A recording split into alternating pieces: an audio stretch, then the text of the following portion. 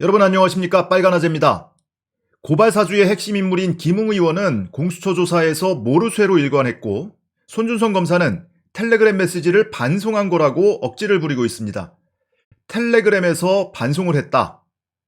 혹시 텔레그램에서 반송 기능을 아시는 분은 제보해 주시기 바랍니다. 후사하겠습니다.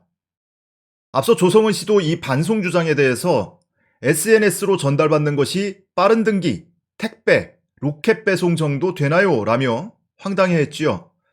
상식적으로 보더라도 텔레그램은 물론이고 카톡이나 메시지로 파일을 받고 나서 그걸 반송할 수가 있습니까?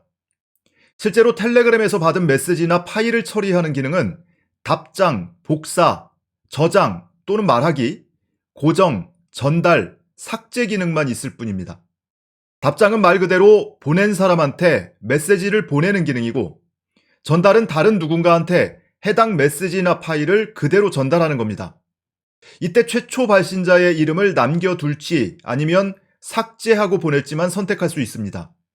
손준성 보냄처럼 이름이 남아있다면 이 손준성이 해당 메시지를 처음 작성한 겁니다. 검찰은 물론 공수처도 이 메시지가 조작되지 않았고 손준성이 보낸 게 맞다고 판단했습니다. 손준성의 말이 사실이라면 자신의 말을 입증할 텔레그램 계정은 왜 삭제했고 아이폰 비밀번호는 왜 감추고 있을까요? 이와 관련해서 아주경제 김태현 기자가 의미 있는 단독 보도를 했는데요. 미수에 그친 고발사주에도 불구하고 손준성 보냄 자료가 어떻게 검찰 수사 보고서에 있느냐 하는 겁니다.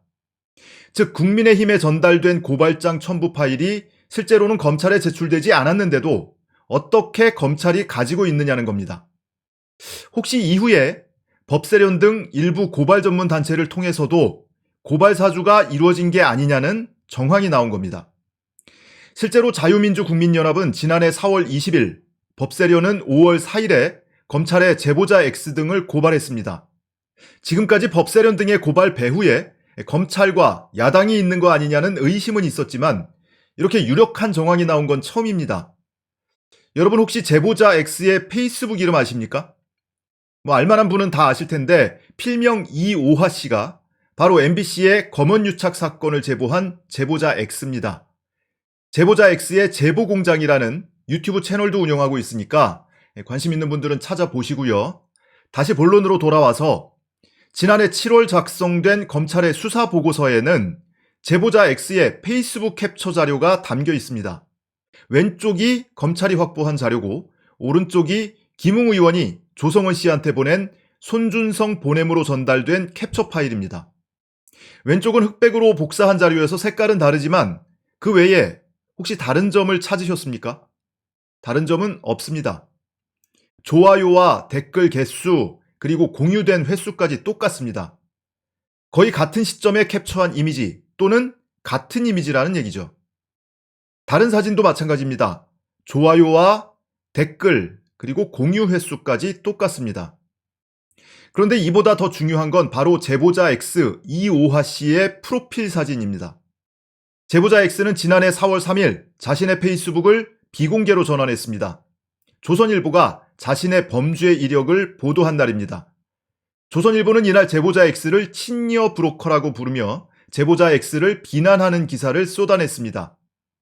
기사에서는 그는 즉 제보자 X는 자신이 이번 MBC 보도의 제보자이면서도 제3자인 것처럼 관련 보도를 해석하고 홍보했다라고 보도했습니다.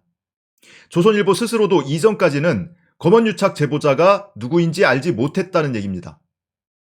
제보자 X가 페이스북 비공개를 해제한 건 그로부터 18일 뒤인 4월 21일, 공개에 앞서 프로필 사진은 가면을 쓰고 있는 지금의 사진으로 변경했습니다. 페이스북은 프로필 사진을 바꾸면 그 이전에 올린 글의 프로필 사진도 모두 변경됩니다. 뿐만 아니라 앞서 보신 게시물은 모두 삭제한 상태였습니다. 자, 그렇다면 이 두 개의 사진 모두 제보자 X가 페이스북을 비공개로 전환하기 이전 시점, 즉 4월 3일 이전에 캡처됐다는 얘기입니다. 다시 말해 이 두 개의 캡처 이미지는 같은 사람이 캡처한 동일한 사진이다. 그리고 자유민주국민연합과 법세련이 고발장을 접수한 4월 20일과 5월 4일 즈음에는 이 같은 사진을 캡처할 수 없었다. 자, 여기서 한 가지 추론이 가능합니다. 김웅 의원이 저희라고 불렀던 그 누군가가 조성은 씨를 통해 국민의힘의 고발을 사주했다가 불발에 그치자 나중에 같은 내용의 고발장과 첨부 자료를 시민단체에 전달해 고발하도록 했다. 이쯤 되면 손준성과 김웅에만 매달릴 게 아니라 이 의심스러운 고발장을 제출한 시민단체도 당장 수사해야 한다는 겁니다. 지금까지 말씀드린 고발사주는 지난해 4월 3일 김웅 의원이 조성은 씨에게 보낸 검언 유착 사건 관련 고발장입니다. 그런데 닷새 뒤인 4월 8일에도 또 하나의 고발장이 전달되지요. 바로 열린민주당 최강욱 대표에 대한 선거법 위반 혐의 고발장입니다. 이 고발장도 조성은 씨 선에서 더 이상 전달되지 않았지만 국민의힘, 당시 미래통합당은 4개월 뒤인 8월에 최강욱 대표를 고발했습니다. 그리고 그 고발장 내용은 조성은 씨에게 전달됐던 손준성 보냄 고발장과 판박이었습니다.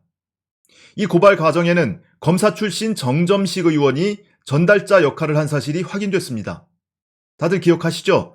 정점식 의원이 연루된 사실이 확인되기 전에 장제원 의원이 라디오에 출연해서 한 발언이 있습니다. 장 의원은 윤석열이 김웅 의원을 통해서 고발을 사주했다는 건 말이 안 된다면서 윤석열 후보가 진짜 야당 고발이 필요했다면 당시 법률 지원 관련 책임자가 정점식 의원입니다. 정점식 의원이 책임자고 윤 후보와 정점식 의원이 가장 가깝습니다. 그분한테 전달해가지고 바로 고발하는 게 맞지 왜 건너서 이런 짓을 하죠? 라고 말했습니다. 그런데 실제로 정점식 의원이 당에 고발장을 전달한 게 확인됐으니 당시에 정 의원이나 윤석열 후보가 이 방송을 듣고 있었다면 어떤 심정이었을지 궁금해집니다.